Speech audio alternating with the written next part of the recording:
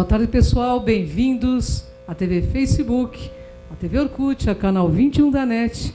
Você está entrando num programa onde o normal é ser diferente. O normal é ser paranormal. Então, bom dia, boa tarde, boa noite a você que está agora sintonizado aqui no programa Enigmas. É verdade, né, Kátia Gaia? E hoje nós temos, assim, duas pessoas maravilhosas. Mas um deles veio de Portugal, gente, ó. Nossa gratidão a Portugal, ao povo português que nos herdou tantas coisas boas, né? E a gente curte muito esse povo lusitano aqui, né, Kátia Gaia? E ele vai falar o que todo mundo sempre quis saber sobre a verdadeira história, sabe de quem? De Jesus, que é uma história muito mistificada ao longo dos séculos, mas ele pesquisou. E ele está aqui trazendo sua obra, trazendo seu trabalho, baseado em pesquisa, e vai esclarecer muito sobre esse assunto. E o mais interessante é que são 7 anos de pesquisa, ele morou em vários países da Europa, ele atualmente está no Brasil para lançar essa trilogia que fala da concepção ao batismo de Jesus Cristo, e ele tem muito para nos falar, porque ele é um filósofo, um pesquisador. Então, um prazer enorme recebê-lo. Mas antes disso, eu gostaria de falar dos nossos patrocinadores, né? Com certeza, você está muito elegante, hein, Kátia Gaia? Você também, Cris. Eu visto Casa Shiva, né, pessoal? Você também, né, Kátia Gaia? Pois é, eu amo Casa Shiva, a produção também veste Casa Shiva. É verdade, o nosso produtor ficou muito grato pelo presente que a Casa Shiva mandou para ele, né? É verdade. Para você que quer adquirir, né, as roupas indianas, as roupas religiosas, as roupas ciganas, os artigos que a Casa Shiva disponibiliza, acesse o site para você conhecer toda a linha de produtos, que é o www.casashiva.com.br. E quero também agradecer o apoio do nosso produtor visual, que é o Tony Gandra. É verdade. E também quero convidar vocês, todas as terças-feiras, e ontem nós vimos muito, eu e Kátia Gaia, num programa que falou de amor, sexo, na era aquariana, né? Então, como que já está se procedendo esse assunto? Então, fica plugado lá, que daqui a pouco está no YouTube, então estão subindo o programa para o YouTube, mas foi um programa gostoso e divertido, né, Kátia? É verdade. Quem não amou, quem em nome do amor já não fez loucuras, enfim, nós falamos de uma forma espiritual, de uma forma até vivencial, né? Porque quem não passou já um probleminha, mas ali vocês vão ver que tem uma colocação bacana para que você tenha um suporte, reflita sobre o tema, para que você saiba discernir bem o que é amor, o que é sexo, o que é paixão, e, enfim, fazer a sua própria reflexão, né? É verdade. E terça e quinta-feira também estamos aí na TV Mundi, com programas repetidos, né? Um melhor do que o outro, né, Kátia Gaia? São os melhores programas do ano, com as reprises nos horários normais e também dentro da grade flutuante. Então, todas as terças, todas as quintas, pela TV Mundi. Programas sensacionais que vocês nos pedem e nós levamos aquele convidado. É verdade. Hoje à noite eu estarei com o Joel Zia, que é do Grupo Crom. Kátia Gaia, infelizmente, não pode, porque ela tem outro compromisso, com a Lucimara Parisi, no programa Geração Z com a Lucimara Parisi. Então, espero vocês lá também, né, Kátia Gaia? E o site do programa que a Cris vai participar logo mais é www.geração, mas sem o cedilho, então geracãoz.com.br, que pertence ao Grupo UOL. Bacana, hein, Kátia? Mas temos uma pauta cultural também maravilhosa, né? Fala um pouco do convidado, Kátia Gaia. Bem, na verdade é um projeto, é uma associação que ele vai falar um pouquinho sobre o espetáculo também que está em cartaz, que é a Associação Ser em Cena. E quem vem representando é o diretor teatral, também ator, entre outras coisas que ele vai se apresentar, que é o Nicolas Waba. Olha que bacana, tudo bem, Nicolas? Tudo ótimo. Então, eu vou contar um pouquinho da Ser em Cena.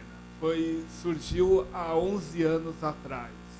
Eu tive um acidente grave de carro em 28 de novembro de 1988. Fiquei em coma, perdi a fala. E que me ajudou muito na recuperação, além de fonoaudiologia, fisioterapia, psicomotricidade, foi fazer teatro. Entrei no teatro amador e consegui melhorar muito. Por isso, eu determinei para abrir a Ser em Cena. Eu e uma fono chamada Fernanda Papaterra de Monge abrimos a Ser em Cena há 11 anos. e na nossa abertura não tinha muitas pessoas. Atualmente a gente está com praticamente 50 fásicos em 3 grupos separados. É uma associação, Nicolas? É uma associação e também uma OCIP, Organização Social Civil de Interesse Público.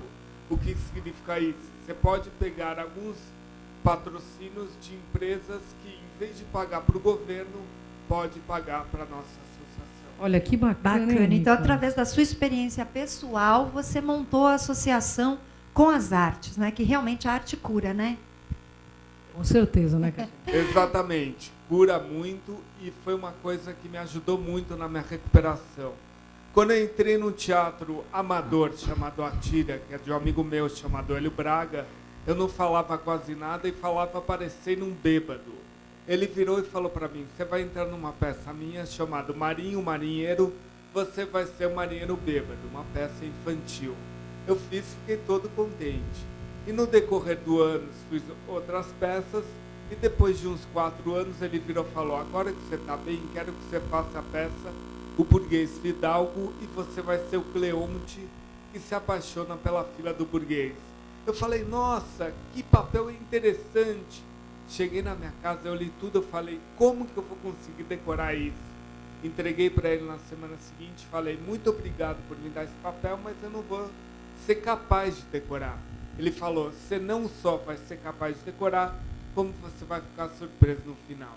E eu consegui decorar e fiquei muito surpreso no final. Olha, que bacana. Isso que é criar resiliência, né, Cátia? Não é? E, né? você e antes do acidente, você tinha uma vida... O teatro fazia parte? Então, o teatro fazia parte na escola, na 8ª série, agora 9º ano, eu decidi fazer teatro. Eu tocava piano, mas eu resolvi fazer teatro. E fora o teatro, também era esportista. Eu jogava basquete, era da seleção infanto-juvenil brasileira. E em 88 eu tive um acidente por um ex-companheiro meu, ex-amigo meu, que treinava basquete comigo. Começou a tirar racha com o amigo dele na rua Gabriel Monteiro da Silva. Ultrapassou um carro meio lento numa curva, veio um trólebus, ele virou à direita, o trólebus bateu em mim. Desacordei na hora, fiquei em coma e consegui a recuperação depois de muitos anos após o meu acidente. E uma contribuição maravilhosa, né, para a arte. E nós agradecemos, porque você é um exemplo. Que bacana, muito bacana. Com certeza. Meu mic, eu acho que está desligado. Seu mic está desligado? Está ligado. Produção, tá ligado? Agora sim. Agora tá. Nicolas, passa teu site, teu contato para o pessoal, que daqui a pouco a gente vai voltar. Ele é a chamar aberto, as aqui. pessoas podem fazer aula com vocês, tudo direitinho. A companhia está Podem admitindo. fazer, qualquer pessoa podem fazer, mas a gente trabalha mais com pessoas afásicas. Mas tem pessoas que têm outros problemas que entraram na Ser em Cena. Vocês podem olhar no site www.serencena.org.br e lá vocês vão conhecer muito do nosso trabalho. A gente está há 11 anos com grupos e estamos apresentando os teatros, os afásicos, a cada ano uma peça diferente.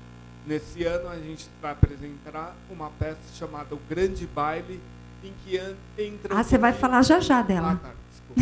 Imagina, Espera só não um pouquinho. desculpa não. A gente vai convidar que a gente você vai agora. explorar um pouquinho. Vamos convidar você a escutar um pouco do nosso querido Sorran, né? Porque ele mas veio de longe, ele veio lá das terras de Portugal. É verdade. Tem um sotaque muito gostoso que arrasta a gente, né? E Mas vai falar de um antes assunto muito você falar polêmico, com né? ele, Cris, eu quero fazer uma... antes até do Nicolas ter comentado, o Nicolas está aqui porque eu quero agradecer uma amiga minha e amiga dele em comum, né? Que é a Cássia Navarro, uma querida que eu conheço há muitos anos. Então, Cássia, obrigada pelo toque, foi muito bom. E ela trabalha com vocês, Nicolas? Sim, ela trabalha com a gente, ela trabalha em administração. Muito ela bom. Nos ajuda na Mas, ó, eu quero que daqui a pouco você fale do espetáculo com detalhes. A gente não vai falar rapidinho, não. Já já você volta. Verdade. Agora vamos falar sobre a vida de Jesus. Vamos apresentar Sorran. Como que fala o resto? Eu acho É legal difícil, você né? perguntar para ele, Sorran. porque mesmo com sotaque fica bonito. Sorran Sim, soar. Soan. É como um mantra. é como um mantra, né? Tudo bem. Seja bem-vindo ao programa Bem-vindo, Enigmas. Sorran. Uma honra estar contigo aqui. É uma honra estar com vocês duas. Olha, Eu gostaria que você contasse um pouco desse trabalho de pesquisa. Quem é Jesus? O que te levou a essa pesquisa? Fala para o nosso internauta. Então, vamos começar pelo essencial, que é quem é Jesus. O que me levou é secundário. Esse trabalho levou 7 anos a ser feito. E, ao princípio, eu pensava que não havia nenhuma utilidade, porque é o tema mais estudado no Ocidente, creio que seja Jesus. E eu não saberia vos dizer, quando comecei este trabalho, nem sequer 2 nomes de apóstolos. Então, não deveria ser a pessoa certa para esta obra, mas quem decidiu que ela se iniciasse lá sabe. E, resultado, eu percebi que era preciso alguém que não tivesse paradigmas e que não percebesse nada acerca de Jesus e que não soubesse nada, para poder pesquisar e descobrir que, afinal, que aquilo que está escrito, que essa vida, que essa mensagem, não é aquela, estranhamente, que existe no meio dito cristão. Olha, que legal. Está trazendo esclarecimento, né, de quem é o verdadeiro Jesus, né? Que mistificaram muito o nome dele aqui no planeta, né? Eu acho que é o nome que é mais usado e abusado para vender crenças, fés. Ele está em todos os molhos, para todos os gostos. Você tem Jesus. Agora, se pelo menos no meio disso havia também o Jesus histórico, a sua mensagem verdadeira, não é grave. Agora, ela não está, e ela é magnífica. E a sua verdadeira vida também é um exemplo. E é isso que esta obra vem tentar resgatar. Nesta obra, no seu ponto de vista, do seu trabalho, quem foi? Responde para o nosso internauta, olhando lá. Quem foi Jesus Cristo? Não, Jesus Cristo não sei, não conheço. Eu só conheço Jesus, que o seu nome de família é Yeshua HaNatsir. Jesus Cristo parece um nome de família do Senhor que chama-se Jesus e que era o Pai Cristo. Isso é o Jesus paulino. O Jesus cristão é um Jesus da fé e respeita-se. A gente pode acreditar no que queremos, não é? Podemos acreditar no Pai Natal até saber que é Santo Nicolau. E não devemos tirar essa magia. Este livro não vem discutir fé. Por detrás dos Jesus todos da fé, há um Jesus homem. E esse Jesus homem que eu tento resgatar para conhecê-lo. Para pararem um pouco de dizer em nome dele tudo e mais alguma coisa. E a mensagem dele é fantástica. Só um ponto para colocar bem o assunto. A mensagem dele diz que não há salvação sem ser pela mulher. Que o sagrado feminino tem que ser resgatado. Então, isso não corresponde nada à mensagem cristã paulina, em que Paulo diz que a mulher, se puder ficar em casa, era bom, e se vocês pudessem, como eu, não ter nenhuma, ainda era melhor. É verdade, até porque todo o sistema as instituições religiosas foram patriarcal e foi muito suprimido, né? A questão do sagrado feminino, né? Esta obra são 7 livros, porque você não pode apenas apontar que a vida de Jesus é assim e não assado, sem refazer tudo. Inclusive, tentar reexplicar o que é o judaísmo. Porque, na realidade, naqueles povos sempre houve um culto à deusa. E ele apenas foi transferido. Na Torá, posso surpreender alguns, inclusive os judeus, mas a Torá fala da deusa. Na Torá, a deusa está presente. E na mensagem de Jesus, o sagrado feminino está totalmente presente. Mas, no entanto, na mensagem de Jesus que nós conhecemos hoje, ela não está. É isso que eu tento resgatar e a verdadeira vida dele, porque ele era um homem. Não lhe faz menos divino por ser homem. E a forma como você, até você tocou no tema, e a forma como você, nas suas pesquisas, vê Deus também é bem diferenciado. Você gostaria de fazer uma introdução? Não, eu descobri Deus através do Deus de Jesus. E o Deus de Jesus e da Torá, que não é diferente. Não, portanto, queiram que seja diferente. Querem fazer do Deus da Torá um Deus que quer sangue, quer matar, quer vingança. Isso não é o Deus que está na Torá. Todo o livro sagrado tem 4 camadas de leitura. A esotérica, a exotérica, a hermética e a messiânica. Então, quando Jesus fala, ele fala na interpretação messiânica do mesmo texto. Se um fariseu fala na interpretação hermética, um saduceu na exotérica e os outros falam na esotérica. Então, se não percebermos o que é que está por trás das palavras, por exemplo, Vocês já se aperceberem que o nome de Deus na Bíblia nunca é singular, É verdade. é sempre um plural, juntamente com o verbo singular. Você lembra-se qual é o mandamento mais importante que Jesus disse que era? Que era o Shema Israel, que todos os judeus sabem. Vocês entendem o que está em Shema Israel? Unifica Israel, Adonai, Elohim, Echad, é um. Então a ordem é Israel. E quem é Israel? Nós pensamos, isto é um assunto para os judeus. Não. A origem da palavra Israel vem de reunifica e El, ou seja, para quem quer voltar para El, você quer voltar para Deus. Então essa mensagem é para si. Você não quer, gosta do mundo. Então esqueça, você não é Israel. Nossa, que interessante, né? Eu achei muito legal, Muito assim, bacana. a forma como ele aborda. E continuando sobre Jesus, vamos lá, na sua caminhada para suas pesquisas. Como você fez o primeiro? O que é a concepção? Como você começou essa origem? O né? primeiro livro não é concepção. Bem, vamos só fazer uma pequena parte, já que penso que as pessoas gostam sempre de ouvir essa coisa. Sim. Eu era empresário até 2005. O meu mundo não era esse. Eu ia atravessar uma rua em Lisboa quando recebo um chamado, que chama-se um chamado. Eu não sou de fenómenos, não tenho fé, não acredito em nada. Sou virginiano, muito rigoroso e quero as coisas com provas. Mas quando você ouve na sua cabeça pela primeira vez, procura João, para, e vem um download, todo o resto não vale a pena aqui contar, a instrução foi de escrever, reinterpretar a mensagem de Jesus.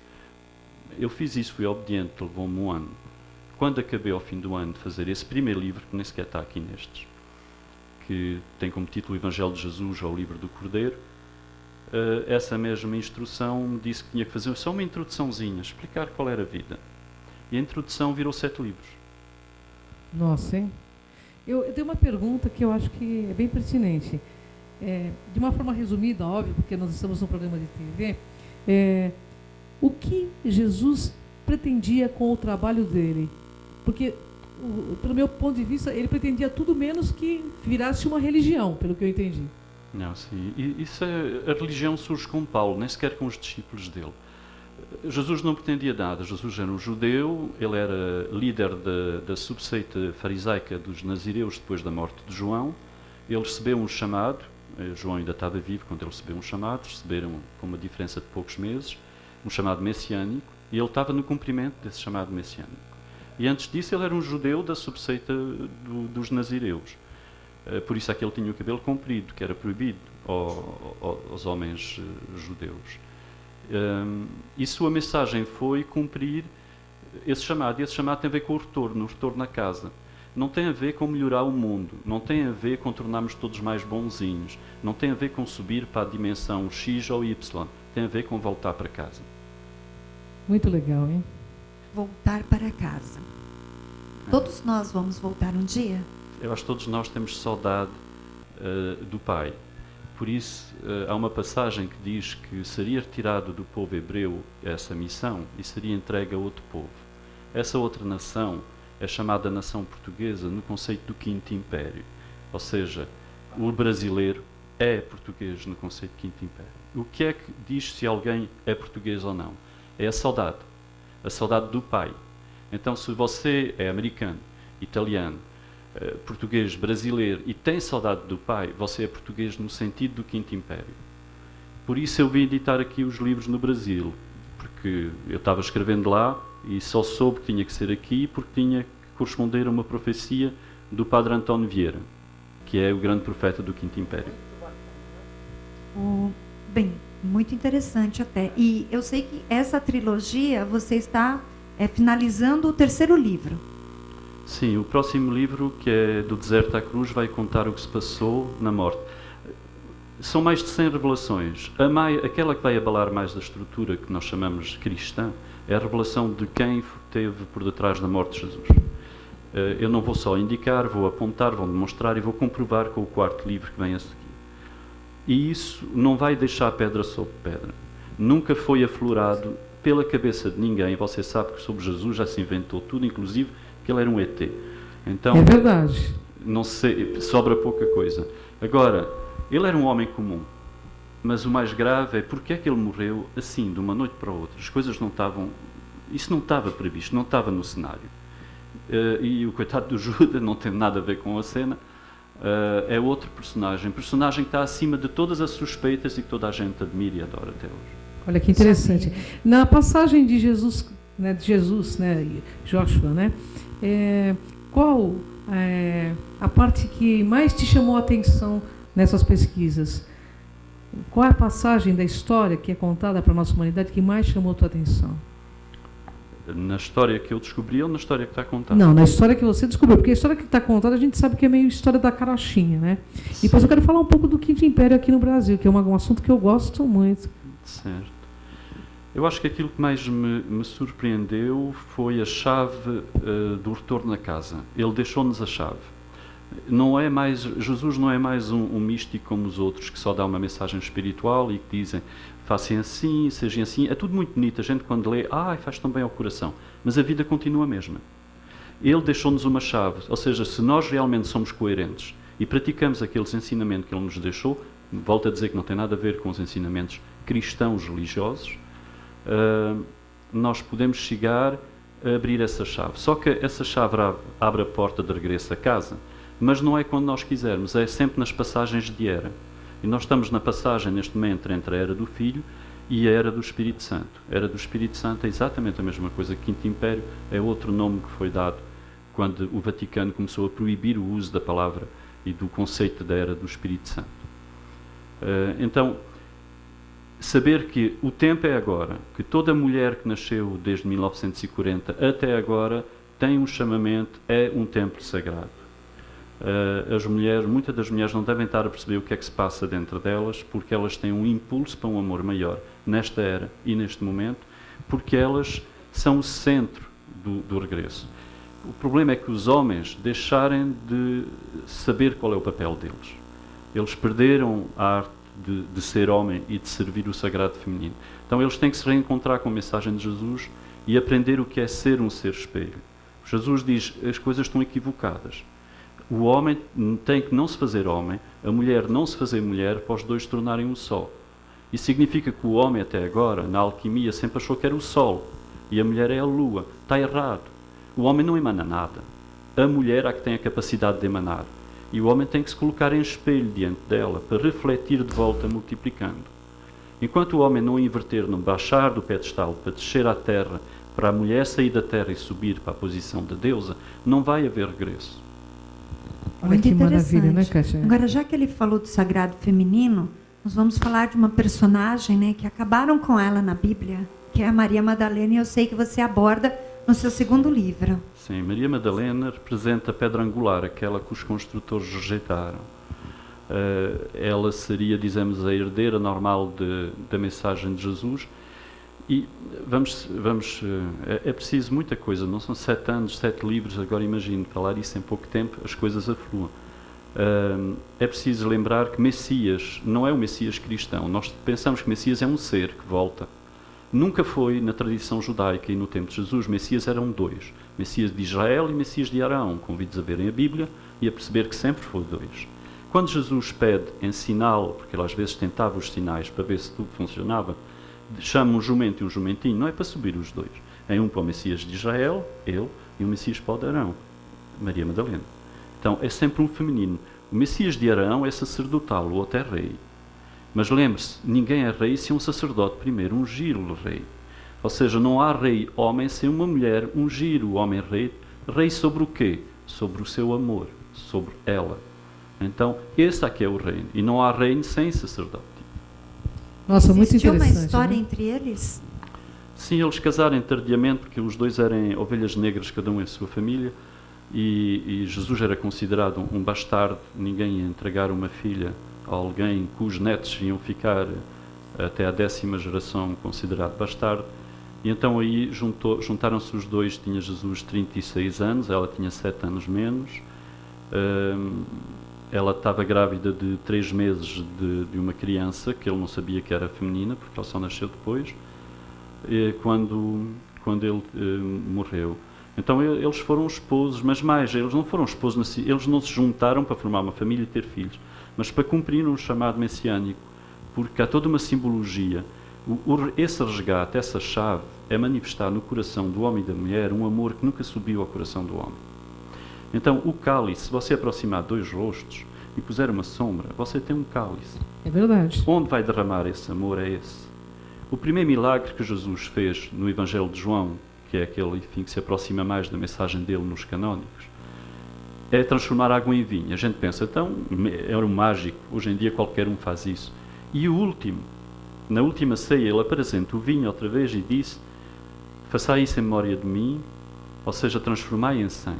Não disse, eis meu sangue, eis o sangue. Ninguém diz que ele transformou o vinho em sangue. Na tradição judaica do século I, a água representa o amor humano, o vinho, o amor espiritual, o sangue, o amor divino. Então, a primeira coisa que ele fez numas núpcias, que é simbólico, um homem e uma mulher que vão se unir, ele transpõe o amor humano para o amor espiritual. Na última ceia, ele percebe-se, na última noite, eu não vou poder cumprir o meu chamado, deixo-vos essa missão em memória de mim, acabem a missão do chamado. Transmutem o vinho, o amor espiritual, em amor divino. Façam isso. E nós temos feito. Ele disse, deixou uma mensagem e disse: vocês vão fazer tudo o que eu fiz e muito mais. Quem tem feito sequer o que ele fez? Ninguém. No entanto, toda a gente está à boca cheia que o ama. É verdade. Olha que bacana, hein? Em suas pesquisas, eu gostaria de colocar aqui uma pergunta que, para mim, Jesus não morreu daquela forma. O seu livro vai levar a história? Jesus é um homem, ele morreu. Ele não foi enterrado. Quando você descobre o que é que se passou, realmente quem o denunciou, você vai perceber que as coisas... está tudo escrito. Eu não invento nada. Às vezes, onde é que você tirou isso? Em que apócrifo? Está na Bíblia. Tu lês. Tu interrogas. Pergunta, como é que um velho, que chama-se Nicodemo, estava com 50 litros de bálsamo quando tudo foi organizado de uma noite à outra? 50 litros dá para balsamar 5 corpos. É demasiado. É demais. Mas dá para fazer uma viagem depois para a Galileia com esse. Quando estava o túmulo, estava lá os lençóis, porque tem que se fazer uma troca, se há a viagem dos lençóis, embibirem novo. Mas não estava lá vasos nenhuns.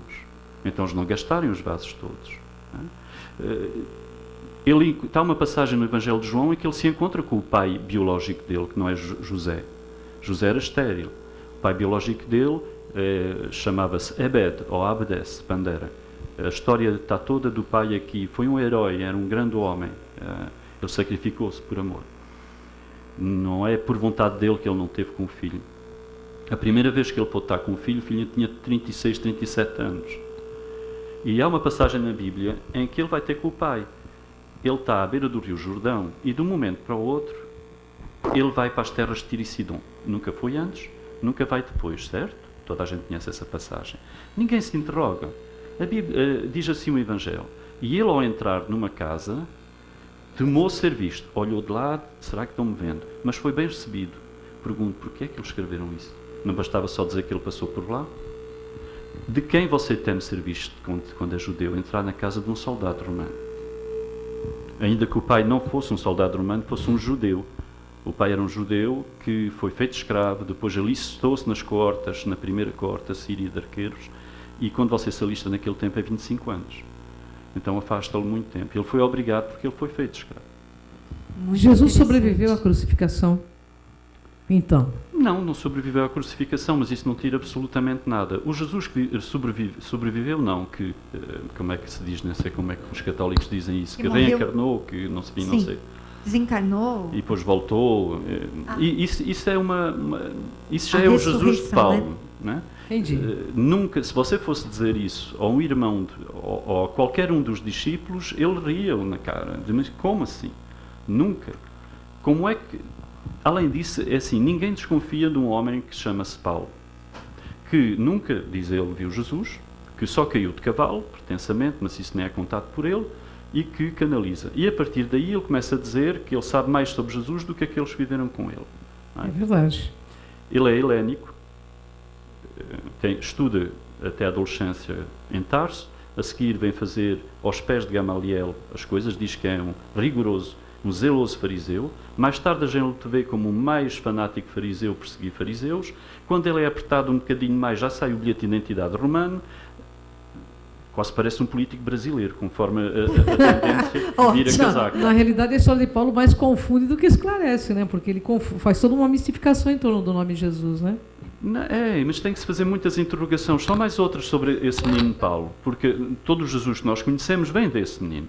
Então, assim, quando ele é preso, vem um sobrinho dele e ele dá ordem ao centurião para o sobrinho ser ouvido. E preparem a escorta para ele ser transferido para Cesárea, certo? Veja o seguinte, lembra-se quantos cavalos preparam para ele, cavaleiros? 200. Mas aí não é grave, estava com medo de ser atacado. Quantos cavalos preparem para ele e a bagagem dele? Está na Bíblia, leem. 20. Era uma dona-prima? Tinha tanta bagagem? Vocês nunca se interrogarem o que é que ele estava a transportar?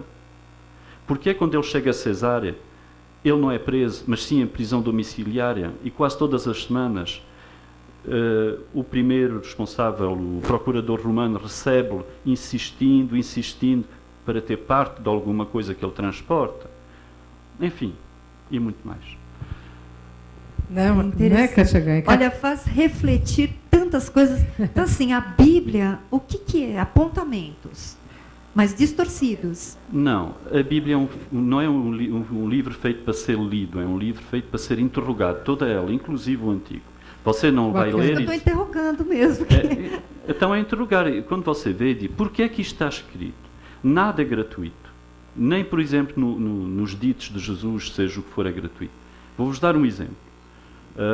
Toda a gente usa aquela mensagem, sobretudo as igrejas, para fazer... Deixa eu só te perguntar, você prefere um microfone de mão? Eu tenho esse, eu tenho outro, aqui pertinho. Tanto faz, está bom. Tá bom. Então tá. Tá? Então, vamos lá. Há um exemplo que todas as igrejas usam para dizer que você tem que se portar bem, pagar o dízimo, etc. e vir. Porquê? Porque uns são levados e outros são deixados. Lembram-se? Leem bem essa passagem. Vocês têm 2 estão na cama, 2 mulheres estão moendo, 2 homens estão lavrando. Primeira constatação. E depois já que diz, uns são levados e outros são deixados. E você, se ouvir o pastor, vai perceber uma coisa. Desculpe, só aqui apanhar. Agora mexeu aqui, problemas técnicos locais. Mas já está. Se você perceber, ele não tem medo de usar a palavra mulher nem homem, certo? Está a usar. É verdade. Porquê é que ele não diz um homem e uma mulher estão na cama, mas 2 estão na cama? Essa é a pergunta. Quando você pergunta isso, passa à segunda. É lógico que 2 mulheres estão moendo naquele tempo, não está uma varrendo a casa, fazendo a cozinha e outra moendo. É lógico que 2 homens estar lavrando, não deveria estar um semeando e outro lavrando. Então, reveja o filme. Quando você está sozinha na sua cama, quantas estão na cama? Uma pessoa ou 2? 2. Aquilo que você é e aquilo que você não é. Você não é aquilo que julga que é. Então, quando vier, aquilo que você é levado. Aquilo que você não é deixado. Não tem a ver com uns vão e outros não. Olha, que interessante, né? Altamente esclarecedor. Por isso que eu gosto da pesquisa. Porque a pesquisa vem para desmistificar os fatos. E isso é esclarecimento. E essa é a verdadeira religião. É o homem se tornando consciente da realidade. Porque, olha, a gente tem visto que, ultimamente, do meu ponto de vista, os templos... Templo é lucro e Deus tem sido dinheiro, né? Porque está muito longe de ser realmente uma religião que leva a Deus. É tudo que a gente tem visto aí. Você concorda comigo? Sim, concordo plenamente. E Jesus, na mensagem dele, não tinha nada a ver com dinheiro. Inclusive, se me permite, só mais uma explicação de uma passagem que é muito conhecida dele. Nós estamos adorando. Para responder a isso... Eu estou me deleitando porque eu amo pesquisa e amo conhecimento. Porque... Há uma passagem que é aquela daquele judeu que é muito certo e correto, que paga o dízimo e que Jesus diz, de facto, não há melhor israelita em todo Judá do que tu. Vai, vende tudo o que tu tens, dá aos pobres e segue-me. E ele ficou triste. Muitas igrejas às vezes usam isso para dizer que a pessoa tem que desapegar e dar tudo a Deus. Não é isso que está lá escrito. Vamos através daquela interrogação. Vai, vende, dá e segue. Pergunta, se é para dar, porquê é que eu tenho que vender? É verdade. Isso é burocracia. Jesus não está a dizer para eu ouvir, então ele tem pressa. Então ele está-me querendo dizer outra coisa. Se não dizia, vai e dá. Vai, vende. Então, vender o que é que significa? Tenho terrenos, terras, casas, bois, cavalos, vou vender. Tudo isso me prende à terra, me prende ao local. E vou transformar em dinheiro, em moeda, uma coisa volátil. E uma vez que eu tenho o meu bolso direito, ponho-me a caminho e vou procurar o primeiro pobre. Mas você faz 1, 2 passos e pensa, espera lá, o primeiro pobre que eu encontro sou eu. Já não tenho mais nada. Então você pega Verdade. do dinheiro do bolso direito, põe no bolso esquerdo e vai ter com Jesus para servir a Deus. O dinheiro fica consigo para servir a Deus. Se você atuar assim, quando não tiver mais, a providência divina atua. Agora, você diz, não, eu vou seguir, eu vou entrar nas ordens, eu vou não sei o quê, eu vou ter o carro é para o meu filho, a casa é para a minha neta, não sei o quê e tal. Pronto, Deus, agora estou aqui. Deus não vai atuar com a providência divina, porque Ele já lhe deu. É verdade, isso aí. Antes da gente falar um pouco com o Nicolas, eu gostaria de fazer uma pergunta que é essencial, porque eu adoro esse assunto de Quinto Império, tenho certeza que o internauta também ama. O Brasil tem um papel fundamental nessa história do Quinto Império? Totalmente. Dizemos que o regresso, o chamado e toda a simbologia que vai ocorrer nesta transição de eras começa no Brasil e acaba em Portugal. Então não vai acabar e não voltamos para casa sem ser aqui. Diria mais, o conceito do regresso de Miriam, porque agora quem regressa é ela, e ele há que a serve. Mas a Miriam vai ancorar aqui no Brasil. Então é nos seres, nos corações, nas almas, no feminino brasileiro que está prestes a ancorar isso. A unificação simbólica com o Yeshua na Câmara Nupcial, aquilo que faltava, passará-se em Portugal, mas é apenas a conclusão. Agora tudo começa aqui e por isso nós estamos aqui lançando essa obra. Mais uma pergunta. Do Brasil surge uma ordem espiritual para o planeta Terra? Não, não é uma ordem espiritual. Volto a recordar, a mensagem de Jesus não é melhorar o sonho, é parar com a ilusão. Melhorar Maravilha. a ilusão ainda é ilusão. Maravilha, isso é bacana, né? É acordar, é isso aí, olha. Porque o mundo aqui é dos despertos, né? É um Matrix. É o Matrix. Eu gostaria de fazer um apontamento. Quando você comenta concepção, como que Jesus foi concebido dentro da sua pesquisa? Isso é bom porque permite-me esclarecer alguma coisa também. Se me perguntassem se Jesus nasceu de uma virgem, eu diria sim e não. Sim e não porquê?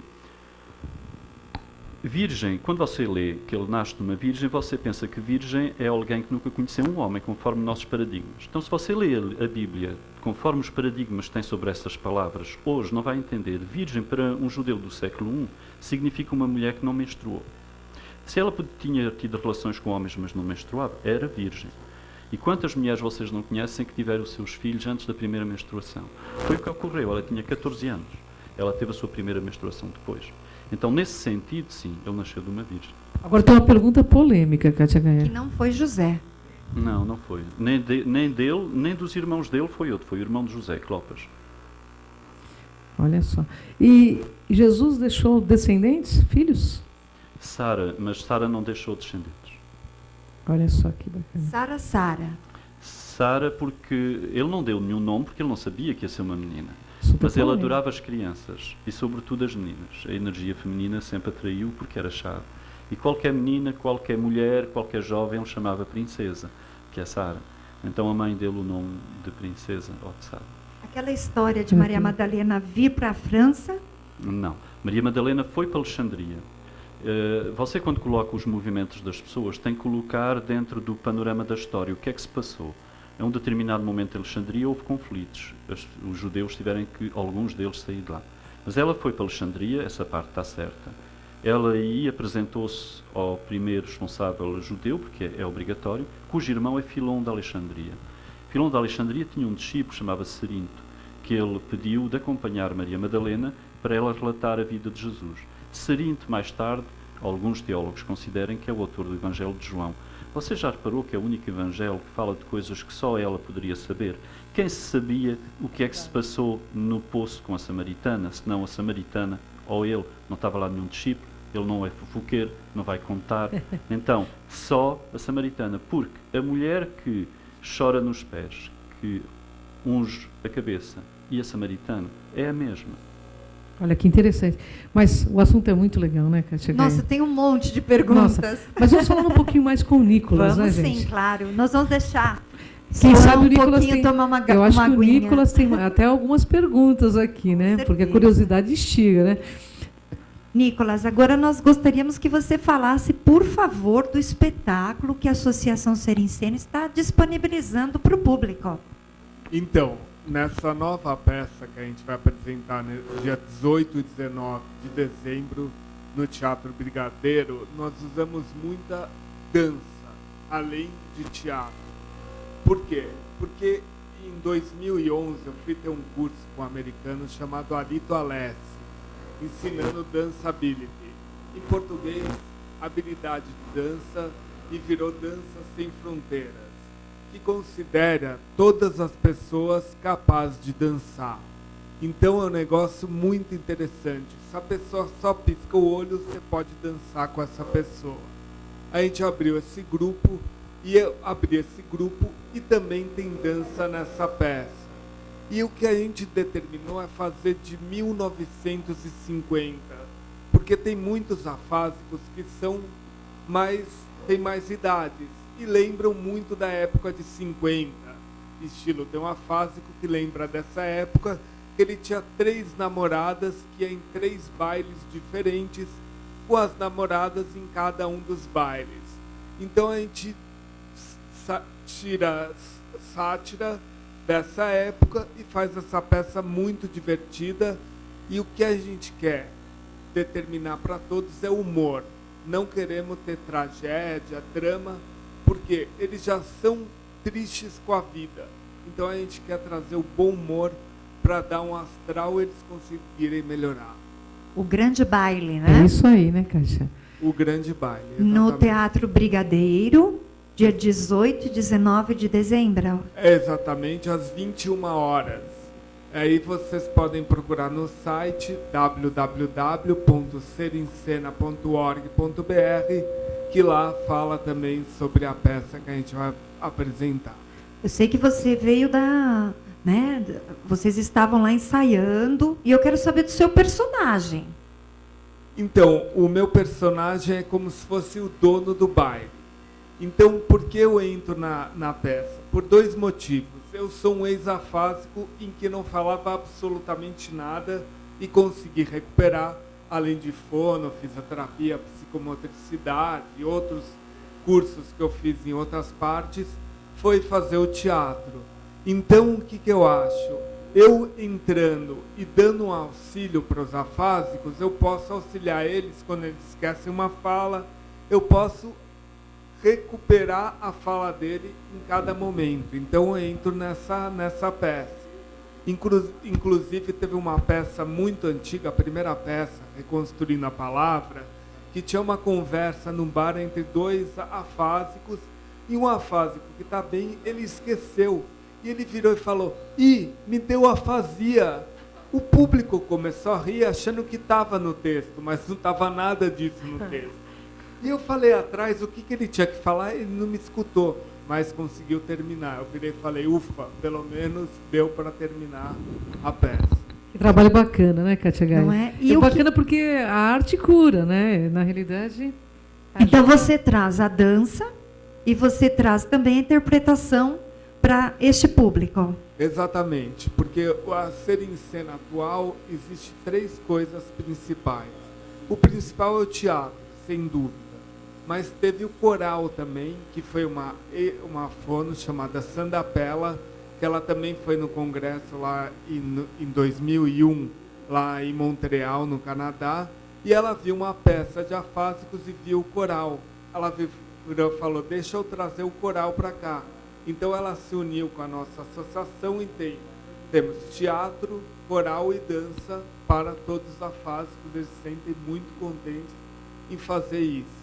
Que bacana. Passa novamente, então, o teatro, o site, que é importante as pessoas gravarem. A Kátia vai estar marcando aqui também. Pessoal, quem estiver no Facebook, a Kátia está marcando aqui também, no Facebook do programa Enigmas, para que vocês possam participar desse trabalho do Nicolas.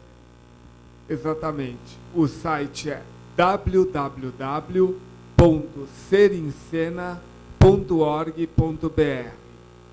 E o teatro vai ser apresentado dia 18 e 19 de dezembro no Teatro Brigadeiro, na Rua Brigadeiro Luiz Antônio. As horas é 21 horas, para todas as pessoas do mundo. Inclusive, cabe 700 pessoas no palco e a gente quer lotar os 2 dias. A gente já lotou quando a gente apresentou no Teatro Brigadeiro, não, no Teatro Frei Caneca, cabe 600 pessoas. A gente levou 1.300 pessoas em 2 apresentações. Olha que maravilha, hein? Bom, gente, vamos participar do trabalho belíssimo como esse. Todo mundo tem que ir, né, Kátia Gaia? Não podem faltar. Não podem perder, né? Porque, além do que, né, o Nicolas está dando o próprio depoimento dele aqui, né, Kátia Gaia? E qual foi o seu momento assim mais marcante dentro do projeto? O mais marcante no projeto foi entrar em palco e auxiliar os afásicos. E o que eu sinto é o seguinte, que eu percebo que tem afásicos que estão desde o começo. E você percebe o quanto eles vão conseguindo melhorar a fala, a expressão, através do teatro. Ou seja, o teatro é uma coisa excepcional para todas as pessoas de todo o mundo. Tudo que tenha algum problema ou não, podem entrar no teatro e se recuperam muito. Então, isso que me dá um prazer em trabalhar com isso na Ser em Cena. É isso aí. Vamos passar novamente, Nicolau, o contato e faça novamente o convite, né, Kátia Gaia? www.serencena.org.br. Dia 18. A apresentação 18 e 19 de dezembro no Teatro Brigadeiro, às 21 horas.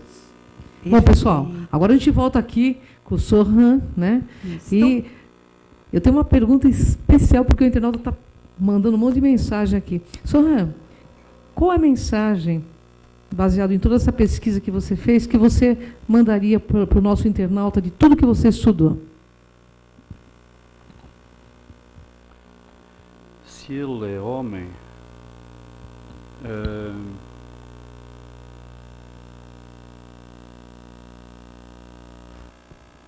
dar uma mensagem. Para a mulher não precisa dar mensagem, é só escutar o seu coração. Já lá está tudo. Para o homem, nós somos uns desgraçados. Estamos perdidos nesta geração e precisamos reativar o nosso contacto com o sagrado feminino. Então é o seguinte, se vocês são seres espiritualizados e procuram Deus nos templos, nas religiões, nas egrégoras, esqueçam. Procuram o ser feminino perto de si, sua companheira ou o seu companheiro. O templo é esse. É aí onde a religião, onde o contacto, onde o religar com Deus pode ocorrer. Se quiserem saber como, convido-vos a vos aproximar da verdadeira mensagem de Jesus. Ela está, não é outro livro, não é outras coisas. Ela está lá. Há uma passagem que ele diz: eu vim, me apresentei ao mundo, mas encontrei-los todos ébrios. Então estou todos cheios do vinho deles. Significa que nós estamos todos cheios da sabedoria que sabemos sobre ele. Faz que ninguém vai voltar a ver a Bíblia, porque toda a gente acha que já sabe o que Jesus disse. Mas ele tem outra passagem no Evangelho de Tomé, ele diz: há coisa que eu não vos disse então, mas que agora vos posso dizer. Mas vós não me perguntais mais. Ele não vai descer em canalização. Vocês já ouvirem as canalizações de Jesus. Parece que ele regrediu, não progrediu. Parece que ele se tornou um autor de nova era de livros de autoajuda. Concordo em gênero, número e grau com você. Não tem nada Concordo a ver. mesmo. Agora, onde é que você encontra aquilo que ele então não vos pôde dizer e que agora vos quer dizer? Nas mesmas palavras. Significa que vocês hoje têm consciência para ver outras coisas por trás dessas palavras. Chegar à camada do messianismo. Então convido-vos a voltar a lê-las com o coração aberto, sem paradigmas. Não vejam aí um Deus tornado homem, mas sim um homem que tem um aspecto divino, nem mais nem menos que o seu. E isso torna uma responsabilidade. Se ele fez, você pode fazer. Não tem desculpa. Agora, se ele é Deus, ele é especial de corrida, isso é com ele. Ele é especial. Tem uma pergunta, Tem uma pergunta aqui do internauta. É a Priscila Carneiro. Ela me parece que ela vai estar com você no dia 30, aqui em São Paulo. Aliás, a gente fica feliz, né? Porque aqui é o primeiro contato que ele tem com São Paulo, né? Pelo menos foi passado pela sua produção. E nós estamos muito felizes por isso, viu? E a pergunta é: você acredita que Jesus irá, não diria cobrar, mas fazer jus pelo seu sangue derramado na cruz, uma vez que seus irmãos não se redimiram em seus pecados e voltaram, ao meu ver, cometendo muitos erros e ainda piores? Antes de mais, um grande abraço à Priscila, que não tive o prazer de conhecer pessoalmente. Mas vai, ó, dia 30. A internet nos possibilita isso e já sei que ela segue essa mensagem já há algum tempo. Essa pergunta, sempre que nós fazemos uma pergunta, temos que ver as primícias que estão nela, porque a pergunta já está a orientar a resposta. Ora, essa pergunta do sangue derramado, do pecado, é paulina. Não há pecado. Se vocês perguntarem a Jesus o que é o pecado, Maria Madalena respondeu, não foi erro. Há uma passagem no Evangelho de Maria em que os discípulos dizem: olha, tu que estiveste sempre mais perto do Mestre, o Mestre sempre se confidenciou mais contigo, explica-nos algumas coisas que nós não sabemos. E o que é o pecado? E ela explica o que é o pecado. Pecado é tudo aquilo que você faz para alimentar a ilusão da separação. Alimentar que tu és tu e eu sou eu. Que isto é uma coisa e que quando você descobre que tudo é Deus e que tudo é amor e que não há tu e eu, mas a tua essência minha é a mesma, começa a entender a mensagem de não faças aos outros, porque não é para ser bonzinho com os outros, é porque não há os outros. Ele és tu. Então, nesse sentido, não há o perdoar, não há o sangue redentor. Porque é que o sangue, qual é o Pai? Como é que você consegue imaginar um Deus que seja menos divino que um humano? Nenhum humano conseguiria se imaginar em Deus e colocar o seu filho a derramar o sangue para salvar a sua própria criação. Mas como? É um absurdo. É verdade. É incoerente, né? É incoerente, coisa que Jesus não era. Com certeza, né? Bem, antes de você perguntar, eu gostaria, para a gente não finalizar na correria, eu quero deixar frisados os contatos, principalmente porque hoje você começa um circuito de palestras, né? Você está em São Paulo, você vai fazer muitas apresentações. Então, eu gostaria que você deixasse seu contato para que as pessoas entrem em contato, saber onde você está, adquirir suas obras, por favor. Assim, podem encontrar tudo no site oficial da obra. Eu vou dizer as primeiras letras afrancesado, porque eu não sei dizer o vosso brasileiro, que é www. Vocês dizem uma coisa que www. É www. Então, jesusatrilogia.com. jesusatrilogia.com. www.jesusatrilogia.com. E aí vocês têm um canal para falar diretamente, têm os livros em acesso via internet com frete grátis para todo o Brasil. O mesmo preço nas livrarias, mas, no entanto, nós não estamos tanto a trabalhar com as livrarias, porque não é um objetivo, dizemos, comercial. Correto. Bom, eu tenho uma última pergunta que é do Quinto Império, que é um tema fascinante, e faço o convite para você voltar aqui para falarmos do Quinto Império. Obrigado. Então, eu quero já deixar marcado com a produção aí para chamar vocês, para que ele venha falar especificamente do Quinto Império, que é uma coisa que eu sei que está acontecendo, e que muitas pessoas sentem na alma que está acontecendo, e a gente está aqui para ser realmente participante desse reino do Espírito Santo, que eu acho que vai destronar toda a mistificação do planeta Terra. E, se possível, tornarem-se casais Espírito Santo. Com certeza, né?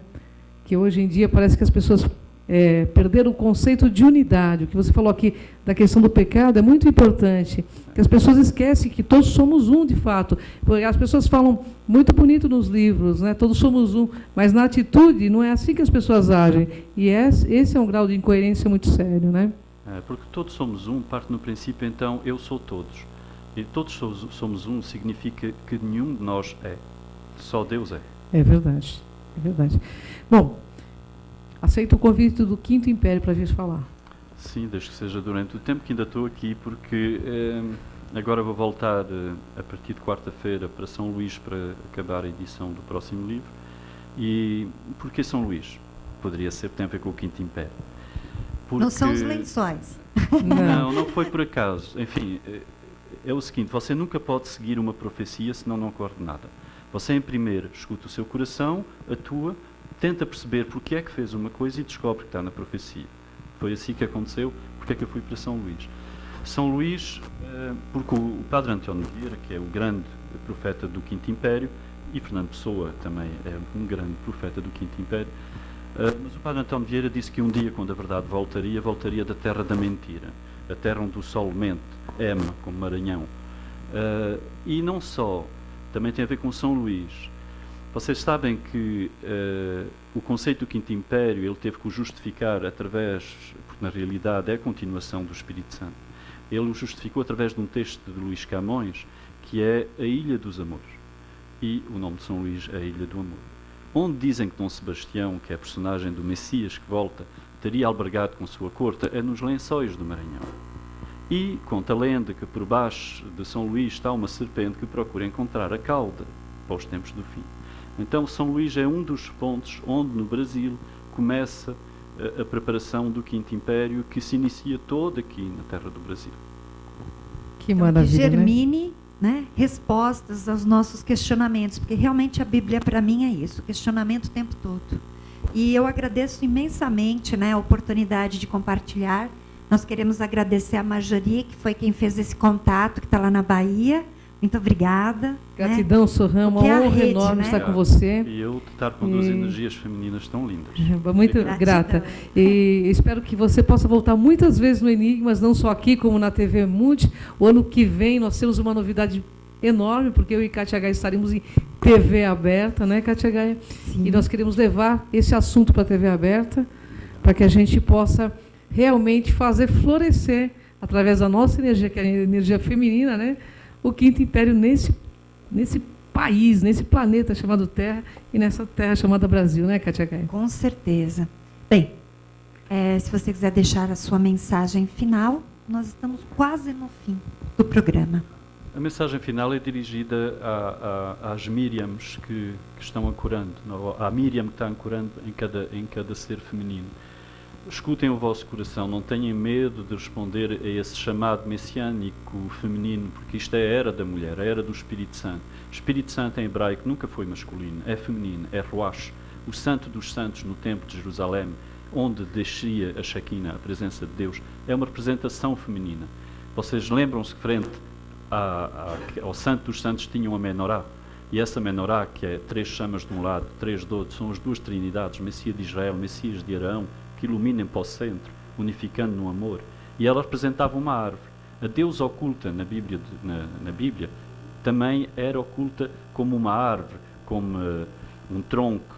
A madeira representava a feminidade. Então os judeus tinham essa subtileza, puserem frente aos santos dos santos, onde Deus chega, a menorá, lembrando que você não chega a Deus sem ser através da mulher. Olha que maravilhoso, né, Kátia Gaia? Pois é. E nós vamos falar com o Nicolas, né? E Ele dá o finalizar recado o programa. final. Gratidão, Sohran, Obrigado. honra Eu enorme que estar agradeço. contigo. Gratidão. Nicolas, manda sua mensagem final para o nosso internauta, que a gente está no finalzinho do Enigmas. Então, estão no finalzinho, então o negócio é o seguinte, eu quero que todos creem que conseguem melhorar através do coração, através do sentimento, através da emoção. A partir disso, vocês conseguem melhorar e conseguem usufruir tudo que querem dizer para as outras pessoas. Gratidão, Nicolas, uma honra enorme estar com Gratidão. você. E fica aberto o programa Enigmas para você vir divulgar seu trabalho a hora que você quiser. Muito obrigado. Gratidão, viu, Nicolas? Bom, gente, no Enigmas é assim, né, Kátia Gaia? Em nossas mãos, nós temos os meios Em nosso coração, à vontade. de construir com você esse mundo dos despertos. E sabe por quê? Nós preferimos ter a mente aberta aos enigmas, né, Kátia Gaia? Do que fechada para as crenças. E É eu isso. quero também te convidar para o meu trabalho. Eu sempre esqueço de falar do meu site. É novinho, www.soldegaia.com.br, para você conhecer as minhas consultorias. Deu tempo, lembrei. É isso aí, gente, ó. O programa Enigmas está amanhã na TV Cron também e vai ficar em on demand aqui. E, ó, às 21 horas aí com a Lucimara Paris, abordando sobre abduções e filhos das estrelas. Até daqui a pouco, gente. Gratidão, Enigmas. Gratidão, Gratidão. Planeta Terra.